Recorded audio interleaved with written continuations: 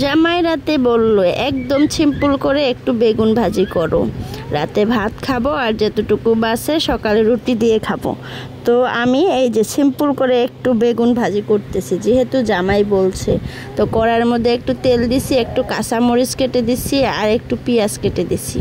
এটাও দিতে চাইছিলাম না, কাঁচামরিচ দুইটা দিতে চাইছিলাম না, আবার ভাবলাম কামড় দিয়ে যদি কাঁচামরিচ খাইতে যাই জিভায় লাগবে আর ঝাল লাগবে, তো দুইটা কাঁচামরিচ কেটেই দিই না, কি হবে, সিম্পল তো হয়েছেই, আর কত সিম্পল করব।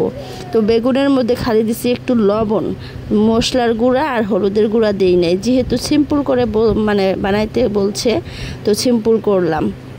তো এখানে ঢেলে দিলাম, এখন ভাজতেছি।